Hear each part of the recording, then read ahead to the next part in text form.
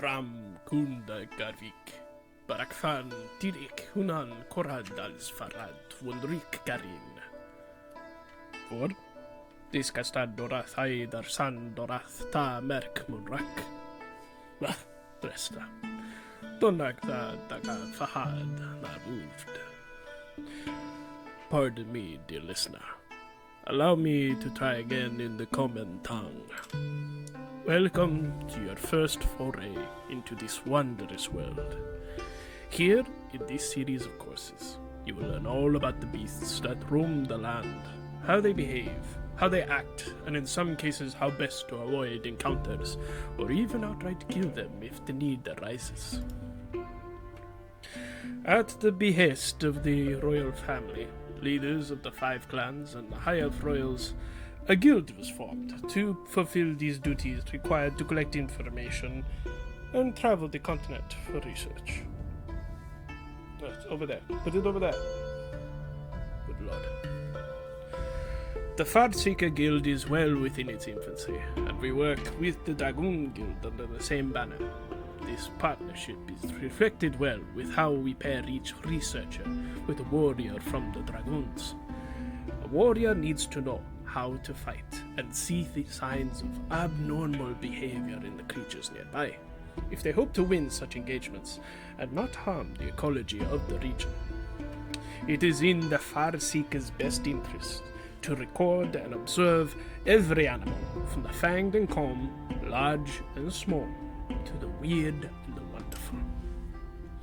It is thanks to my dear niece Moira and her sharp-eared companion that we have the documentation needed to secure our funding and establish ourselves.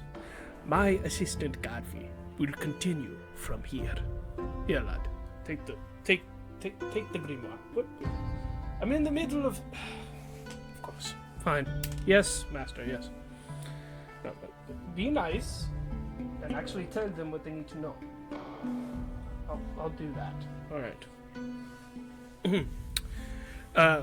Greetings. I am Garvey, the assistant scribe of the Farseeker Guild under Guildmaster Fengar Silverbeard, the man who spoke with you just now. It is indeed thanks to Moira and Raven for risking their hides alongside myself and many others that her artwork and research returned to Thunder Peak intact. I imagine it was even more difficult since the war is ongoing and Master Fengar's penchant for sleeping most of the day. What was that, boy? Did you need something? No, Master. It was merely mentioning your contributions to the guild. Good lad. This place would barely function without you. Now that he's gone, where was I? Oh, Gavilian is a continent that is home to many diverse biomes, and environments with each animal living and adapted to reside, master, and sustain themselves within these environments.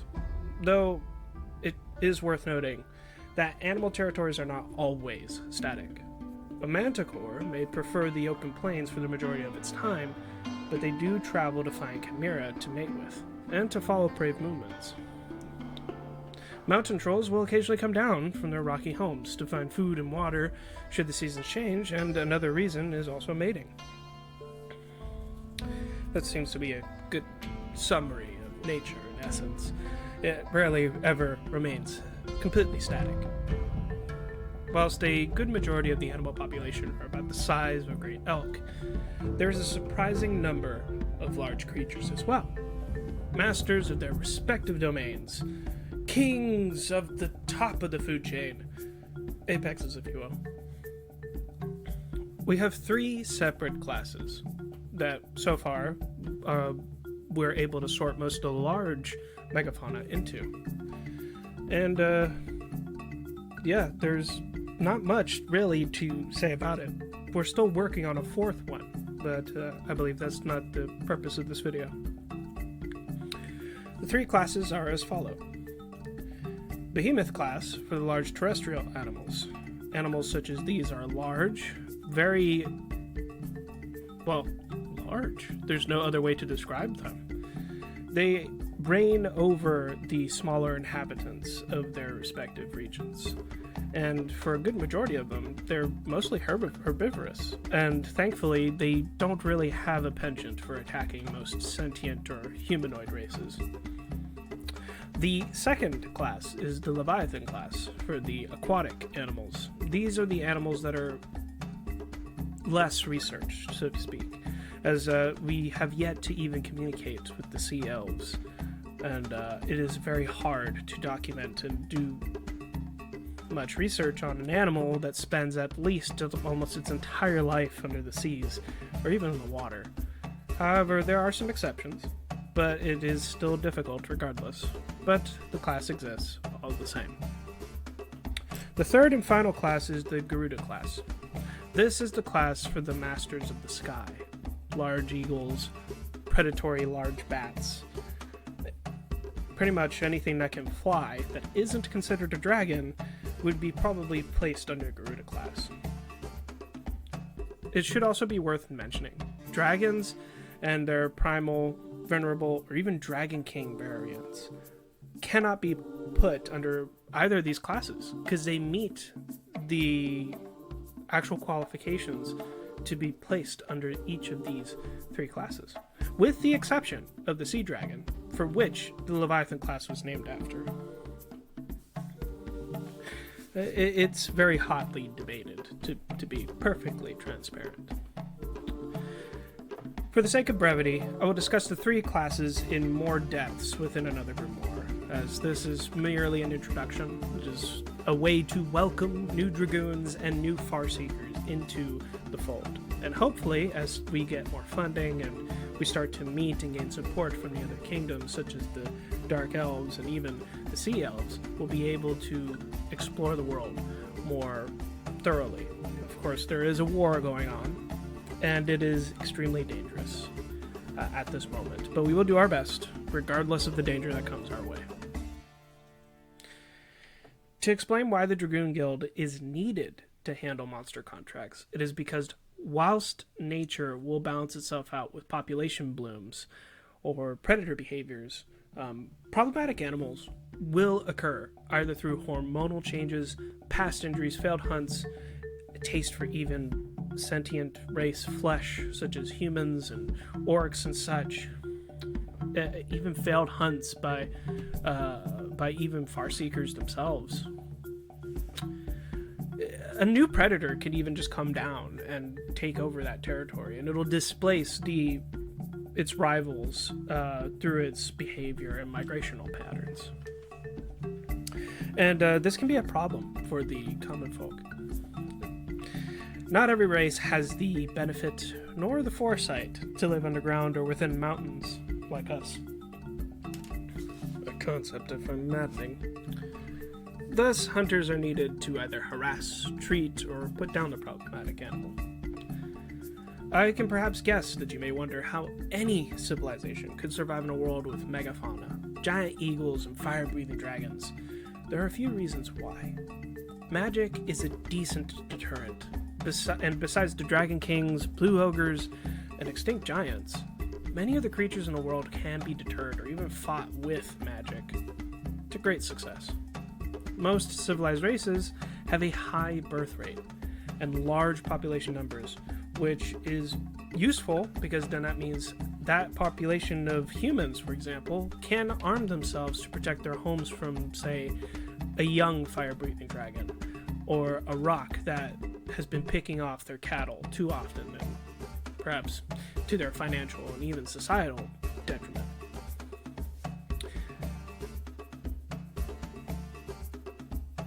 The last reason is preference. Most large predators do not view humanoid races as food. To them, we do not have the meat needed to sustain themselves and have too many bones. That does not mean that they won't ever attack, but the chances are very low, because unless they're provoked, they don't see us as a decent amount of food. We're just not worth it for them to hunt, with some exceptions, such as the manticore that specializes in hunting primates, humans, dwarves, and even orcs included. I should leave you with this last note. keep in mind that these are still animals, and whilst their appearances, behavior, and diets will change, they are not monsters in the truest sense of the word. We have come so far since the time of mystery and myth. We can now understand that these monsters, so to speak, are actually animals that have needs, and dietary requirements, territory requirements. They have the same needs that humans do, that dwarves do, that orcs and most other races do as well. And as such, we shouldn't judge them with the same ire as we would look at perhaps an undead, for they are brought back through the use of dark magic, and they are to be reviled and exterminated upon first sight. Currently, we do have plans to eventually explore and document the surrounding lands, islands, and even some of the underwater environments surrounding Gavilian, but that may be years. However, that isn't much of a problem. There is much to discuss about the animals here. And until then, we will talk later. Until next time, my friends. So, this is me going without a script. So, this has been a project that I have wanted to work on for at least a year and a half. I have been working on the chronicles of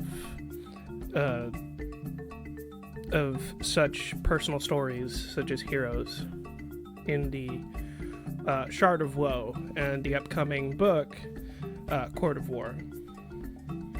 Now, both books don't really delve into the ecology and the actual different behaviors of different animals, aside from maybe the one that the characters encounter. So my goal was to not only come up with a fantasy book series in the style of Conan, Lord of the Rings, and a few others, but also to have an ecology series in a similar way that you have not Brandon Sanderson, that you have oh no, the Dragon Slayer Codex, how they do their bestiaries and such. You also have such brilliant examples in the games of Monster Hunter, which I am very much a fan of. I've heard that there is a very similar concept in Tales of Chimera, but quite frankly, I haven't really sat down to watch it. I've been too busy with my own projects, and maybe have occasionally seen the bit of art here.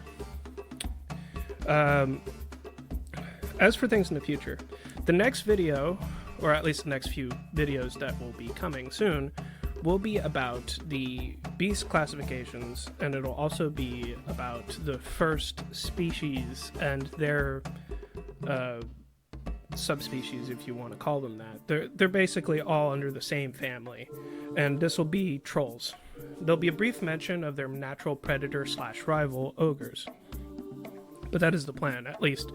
I hope to get these out before the year ends.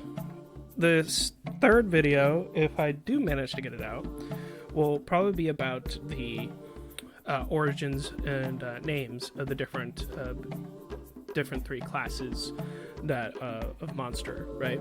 So Behemoth is named after the Bahamut, which is a large hippopotamus. He'll have his own video dedicated to himself as well as related species. You have Leviathan, which is named after the large whales and also the sea dragon itself. Again, they'll have their own video. And you have the Garuda, which will have their own dedicated video for the birds and such avian predators involved. I do want to thank you for sending through at least the technically second video of this channel. I understand that to some people this may be a sudden change, especially to some individuals that have subscribed early on for a different type of content. But rather than doing something that allows me to just simply react to others' content, I wanted to create, and that was something I wanted to do. So hopefully, if you'll bear with me, you'll stick around for the ride, and you'll tell me what you think in the comments below. I also hope that any new subscribers or any new viewers may be able to hit that subscribe button and maybe hit that notification bell, because then you'll be alerted to when a new video comes out. It'll definitely help with the algorithm, and it'll help this channel grow significantly. Whether it's 700, whether it's 10, or whether it's even 1,000 subscribers, my goal is to just make videos for fun. I don't have a set goal in mind, and if the benefits are that I eventually can go full-time or even go part-time, then that'd be fantastic. But it's not the goal. It's simply just a project for myself, and I wanted to put my work out there in the world to coincide with my book series that I am working very hard on doing.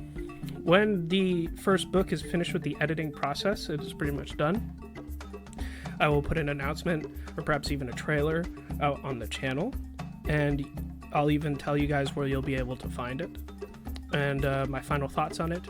I hope that you guys are more than willing to accept a new fantasy novel that kind of pushes back against most of the used up and quite frankly bad tropes and changes that we have seen to most books in the fantasy genre so far. Now, my mad ramblings are over. It is almost 12 minutes now. I do want to say thank you for watching, and I hope to see you all next time. Have a good day.